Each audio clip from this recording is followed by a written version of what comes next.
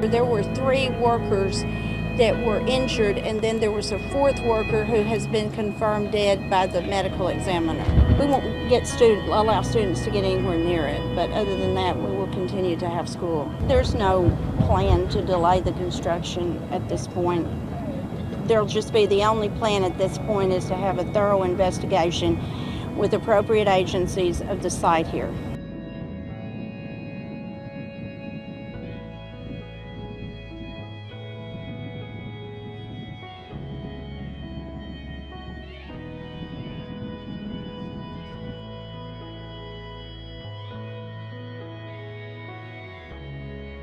Do you understand me? Sir, I'm not saying. Do you understand me? Yes, I understand. Okay. You're watching a nasty exchange in New York City's West Village. The man in the car is an Uber driver who honked his horn Monday afternoon at a New York City police detective who was attempting to park his unmarked car without a signal.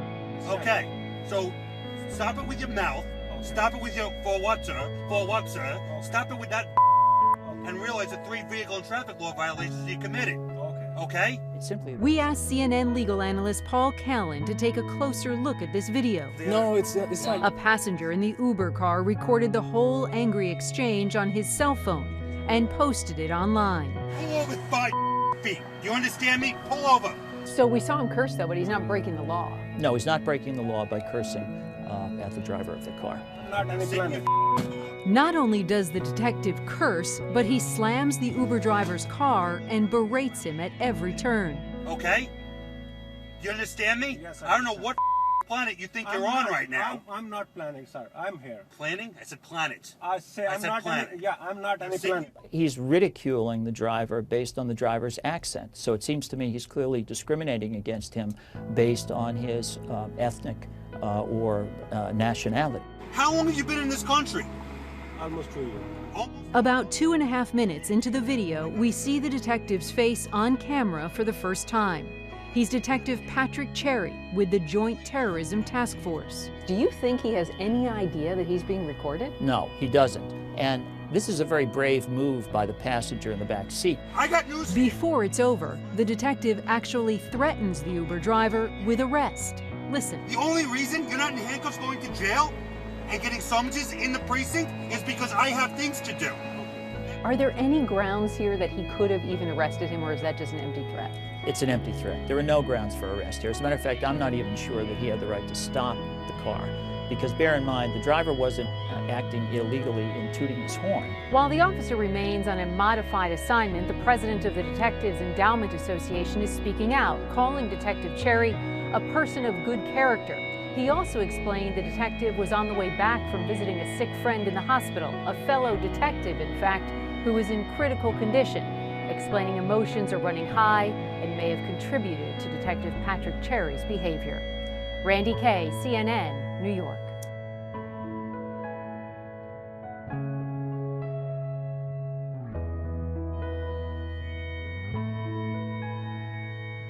And we've got a breaking story at the top this morning, that deadly terror attack at a university in Kenya. It is still going on right now. These are new images just in from the scene. We want to go right to NBC's Kelly Kobiea, who is following all of it. Kelly, good morning. What's the latest? Good morning. Well, we're moving into the 12th hour now of this terrorist attack in Kenya. Kenya's president saying there are hostages, but we don't know how many. Also saying that security forces have been sent in to end the standoff. One student who escaped early this morning said that students were running for their lives as bullets whizzed by. He heard gunfire just after 5 a.m. local time there. He said he also heard the gunman asking students if they were Muslim or Christian, then gunshots. Ambulances rushed out with the injured, more than 60 so far, while police rushed in. We had some gunshot and we were sleeping, so it was around 5, and guys started jumping up and down, running for their lives. At least 50 students got out, according to the Kenyan Red Cross, but an unknown number are still there, caught in a gun battle between militants and police. Garissa University is in the northeast, 100 miles from the porous border with Somalia, home to Al-Shabaab. African Union and Kenyan troops have made inroads against the terror group since the attack on the Westgate Mall in Nairobi 2 years ago. But across Africa, the terror threat appears to be spreading. Militants siding with ISIS in the north, Boko Haram in the west swearing allegiance to ISIS, and in Somalia, the al-Qaeda-linked al-Shabaab. This morning, Garissa is in lockdown. Police say the militants are cornered. On Twitter, students at the University of Nairobi said they were warned a few days ago that al-Shabaab might possibly be planning an attack at a university. Also, just in the past few minutes, Kenya's Interior Ministry has put a bounty on the head of a man named Mohammed Mohammed, the man they believe is the mastermind of this attack. Savannah? Terrifying situation still unfolding, unfortunately. Kelly, thank you very much. We'll keep you posted if anything develops.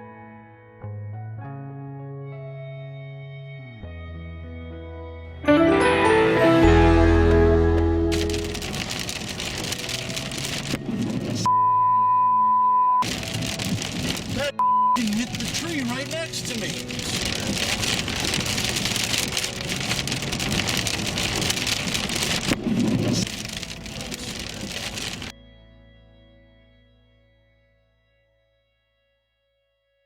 Today, after many months of tough, principled diplomacy, we have achieved the framework for that deal. And it is a good deal, a deal that meets our core objectives. This framework would cut off every pathway that Iran could take to develop a nuclear weapon. Iran will face strict limitations on its program, and Iran has also agreed to the most robust and intrusive inspections and transparency regime ever negotiated for any nuclear program in history. So this deal is not based on trust. It's based on unprecedented verification. Many key details will be finalized over the next 3 months, and nothing is agreed to until everything is agreed. But here are the basic outlines of the deal that we are working to finalize. First, Iran will not be able to pursue a bomb using plutonium because it will not develop weapons-grade plutonium. The core of its reactor at Arak will be dismantled and replaced. The spent fuel from that facility will be shipped out of Iran for the life of the reactor. Iran will not build a new heavy water reactor, and Iran will not reprocess fuel from its existing reactors, ever. Second, this deal shuts down Iran's path to a bomb using enriched uranium. Iran has agreed that its installed centrifuges will be reduced by 2/3. Iran will no longer enrich uranium at its Fordo facility. Iran will not enrich uranium with its advanced centrifuges for at least the next 10 years. The vast majority of Iran's stockpile of enriched uranium will be neutralized. Today, estimates indicate that Iran is only 2 or 3 months away from potentially acquiring the raw materials that could be used for a single nuclear bomb. Under this deal, Iran has agreed that it will not stockpile the materials needed to build a weapon. Even if it violated the deal, for the next decade at least, Iran would be a minimum of a year away from acquiring enough material for a bomb.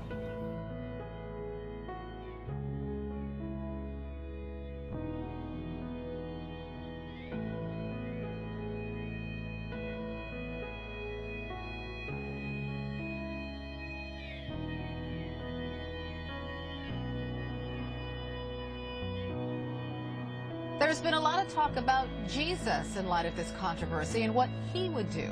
Although, as Red State's Eric Erickson points out in his blog this morning, I have no right to talk about Jesus, for I and the rest of the media are, in Erickson's words, agents of Satan for forcing Christians to violate their conscience. Erickson claims if these religious freedom laws are rescinded, it could change the church as we know it. If the state has the power to change the definition of an institution it did not create, but that God himself created, the state can compel and coerce the church to honor the definition or sit on the sidelines and stay silent. A Christian on the sidelines is a Christian not going forth. A Christian on the sidelines is a Christian not engaged in the Great Commission Christ himself gave us. You can be a sincere Christian and support the idea of gay marriage. I think you're wrong, but you can. But you would be foolish to ignore what is going to happen to the church once the state decides something is a matter of equal protection. With me now to talk about this, Matthew Vines. He is an evangelical Christian. He's gay. He's a youth leader, and he's the author of the best-selling book, God and the Gay Christian. Well, Matthew. Thank you so much for having me, Carol. I'm glad you're here. Is Erickson right? No. Erik Erikson's views represent the beliefs of the older guard within even the conservative church. I represent the views of my generation, the millennials, who tend to have a much more open stance on this issue. In fact, I grew up in Wichita, Kansas, in an evangelical church there.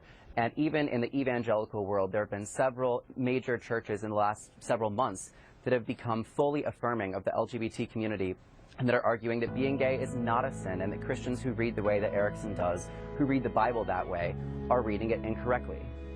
Okay, we're going to get more into that in just a second. I want to read you something else Erickson wrote this morning. He said, quote, "There is no evidence Jesus baked a cake to celebrate sin, but the media wants you to think he did. Just pay no attention to the guy in the Bible who spoke the most about hellfire. Oh wait, that would be the very same Jesus." Is that what the state is asking Christians to do? These kinds of laws are actually allowing Christians to distort their faith, not to express it. Jesus said that greatness comes through humbling yourself and serving others, not through refusing to serve others.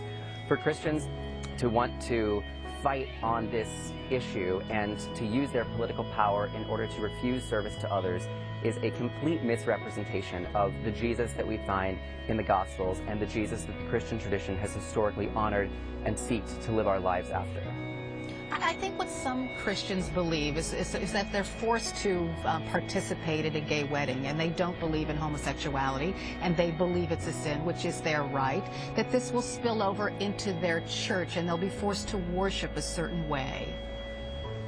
Those are two separate issues. Making a cake for someone, even for someone's wedding, is not participating in that wedding in any way that requires you to change your beliefs about that subject. Churches will always have the right to marry whomever they want to marry or not marry whomever they want to marry. At the same time, that's not to say that we won't have more of a conversation within the church about how we should respond to this topic, but that's an intra-family conversation within Christianity. It's not about government coercion. And I do believe that Christians should be going back to Scripture, taking a much more careful look, as I argue in my book, that the Bible does not condemn same-sex relationships that are based on long-term commitment and love, and that the Bible's core teachings about marriage are that marriage is about keeping covenant with your spouse to reflect God's covenant with humanity. That's something that same-sex couples can live out and that same-sex relationships do embody. Okay, and I want to get back to the number of young evangelicals who accept same-sex marriage. A poll from the Public Religion Research Institute, a nonpartisan group, shows the majority of evangelical Christians under the age of 35 support same-sex marriage. So I just wanted to get that out because you weren't making those statistics up, not by a long shot. My final question, though, I want to look at the glass half full. When all is said and done, is there any good that can come of this debate? Yes, the good is that the backlash to this debate is helping to show more Christians that wanting to refuse service to the LGBT community or to anyone is a terrible way to be representing our faith. I think that allows me, in the work that I'm doing, the conferences that I'm running a conference in Atlanta this June through the Reformation Project, the organization that I run, and we're working to train Christians who want to be more vocal in changing their churches, making their churches passionately inclusive of the LGBT community. And I think that this backlash is a wake-up call to Christians that the way we've been operating is not acceptable. And now people like me have the opportunity to say, from a Christian standpoint, it's also not in keeping with the teachings of Jesus. Matthew, thanks for joining me. I appreciate it. Thank you so much.